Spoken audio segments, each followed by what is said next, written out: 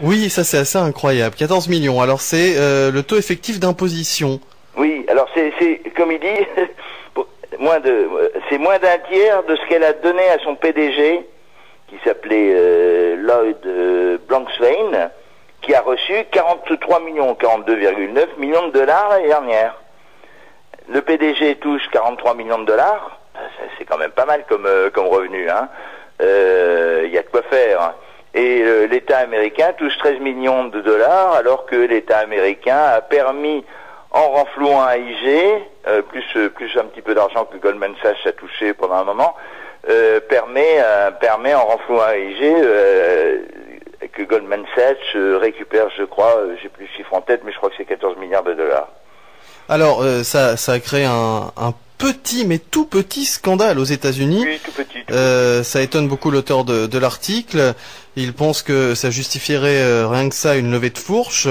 Mais il dit que un des peu nombreux qui remarquèrent le scandale fut le représentant Lloyd Doggett, un démocrate du Texas, qui siégea au comité des moyens et solutions de la Chambre, et il a dit, tandis que la main droite mendie l'argent du renflouage, la gauche le cache dans des paradis fiscaux, oui. Parce que dans cet article, on nous explique qu'il est très facile de duper le trésor américain. Dans les paradis fiscaux, bien évidemment, pour toutes ces banques, ça ne pose strictement aucun problème. D'ailleurs, pour toutes les multinationales d'une manière générale, et c'est bien le problème, c'est que toutes les multinationales et les banques françaises aussi, hein, on peut le dire, ont toutes des filiales ou seulement des agences dans les paradis fiscaux, et qu'à partir de là, tout ça c'est invérifiable. C'est tellement complexe. Comme ils disent, c'est 6 ans après, ils arrivent à vérifier quelque chose, on paye une amende et puis c'est terminé. Mais en entendant le yacht, il a déjà 6 ans, hein.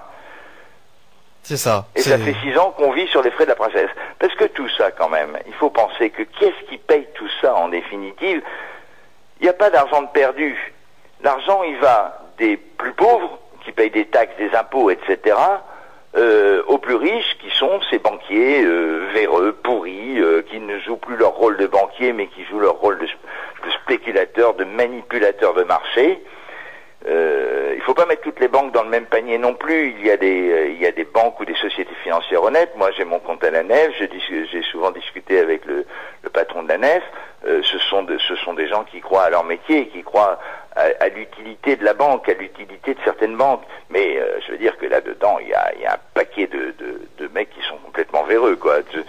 Moi, j'approuve tout à fait Bankster, Bankster.tv, là qu'on retrouve sur différents sites internet, qui se bagarrent contre tout ça. Oui, enfin là, en prenant l'exemple de la Nef, du crédit coopératif, tu mets en avant justement du coopératif, et elles sont peu nombreuses. C'est ça. Bon, alors attention, il y a aussi des banques coopératives qui ont fait des bêtises, hein. On sort du sujet. Oui, c'est vrai, on sort du sujet. Effectivement. En tout cas, ce qui est très intéressant avec Goldman Sachs, la question qu'on peut se poser, c'est est-ce qu'en créant ces bulles et en les faisant éclater, en fait, en détruisant le système, parce que c'est ce qu'ils sont en train de faire, il y a un moment où il n'y aura plus un seul secteur de viable. En faisant ça, on se demande s'ils ne sont pas en train de s'asphyxier pour, à la limite, voir la fin de Goldman Sachs à la fin, mais avec des dirigeants qui, eux, auront tout gagné. Ouais, je pense pas, parce qu'en fait, la nature humaine est telle que il y aura toujours des gens qui croiront pouvoir gagner beaucoup d'argent, et il y aura toujours des gens comme Goldman Sachs qui se diront, puisqu'il y a des gens qui veulent spéculer et gagner de l'argent, soit la spéculation est strictement interdite d'une manière ou d'une autre par la loi, par le système politique, mais actuellement ça en prend pas la direction du tout, hein, il faut bien comprendre.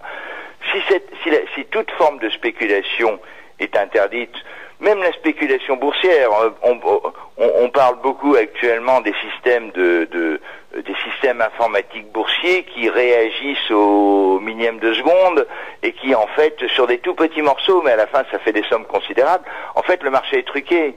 Donc il faudrait revenir à un système où, par exemple, pour la bourse, je suis pas un grand défenseur de la bourse, mais les gens qui veulent acheter des actions et qui veulent vendre des actions, eh bien il y a un ordre une fois par jour. Et c'est tout, on ne peut pas passer plus d'un ordre par jour.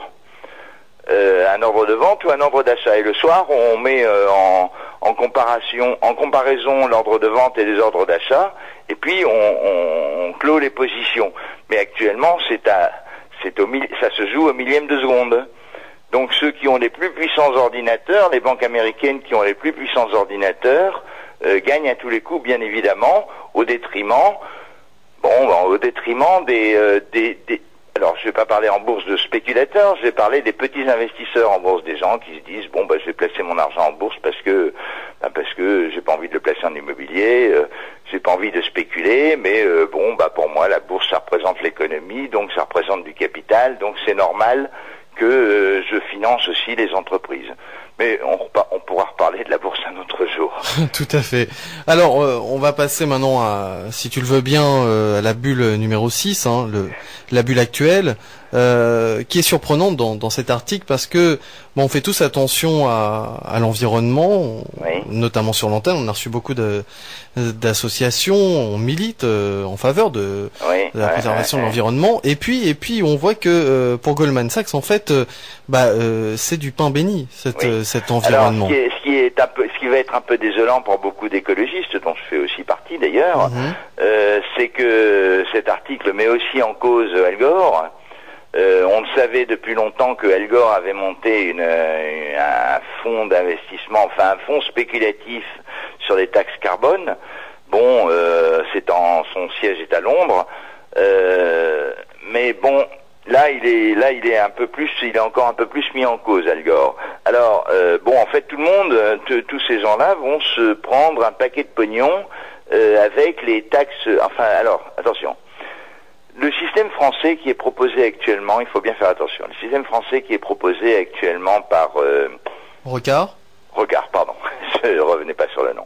Oui, ce système français est une taxation. C'est une taxe.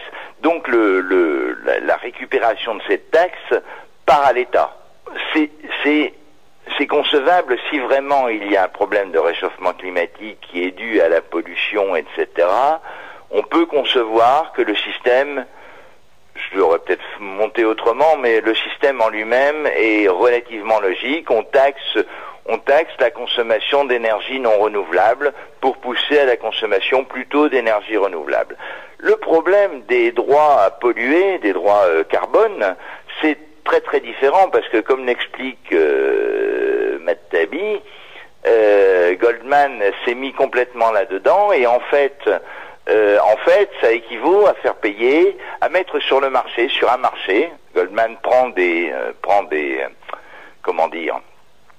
commissions sur chaque échange, puisqu'ils ont réussi à obtenir quasiment l'exclusivité des transactions sur ces marchés. Donc, il y a des gens qui polluent un peu, ils sont obligés d'acheter des quotas à des entreprises qui polluent un peu moins. Donc en fait, ils vont commencer à acheter des SC, mais le prix est non seulement un prix boursier, un prix d'échange, mais il est en plus un prix disons que le bas du prix est décidé par l'État. Tout à fait. Alors, je t'interromps parce que ça me paraît assez important, c'est le début de cet article, enfin de cette bulle numéro 6 dans l'article de Matt Taibbi. Ils disent avance rapide jusqu'à aujourd'hui. Déjà, on apprend que le plus gros contributeur privé de la campagne de Barack Obama, ça a été une banque d'affaires du nom de Goldman Sachs. Oui. Ses employés ont donné quelques 981 000 $ pour sa campagne. Et puis on apprend aussi à ce moment-là que Hank Paulson et Neil Kashkari sont partis. À leur place se trouve le directeur du cabinet des finances Mark Patterson et le patron du CFTC Gary Gensler, tous deux anciens de Goldman. Et à la place des dérivés de crédit ou des CDO ou des options sur le pétrole, les crédits de carbone sont le nouveau jeu à la mode. Un marché de 1 000 milliards de dollars en plein essor qui existe encore à peine mais qui existera si le Parti démocrate se débrouille pour créer une nouvelle bulle de matières premières qui fera trembler la Terre. Et en fait, ce qu'on apprend à la fin de ce petit texte, au tout début de cet article, c'est que si le plan avance comme attendu, la montée des prix sera imposée par le gouvernement et Goldman n'aura même pas à truquer le jeu, il le sera dès le départ. Il sera dans le jeu. Exactement. Il sera dans le jeu. Alors, pour les auditeurs, retenez bien, vous en entendrez sûrement maintenant parler dans les temps qui viennent, ça s'appelle le cap and trade.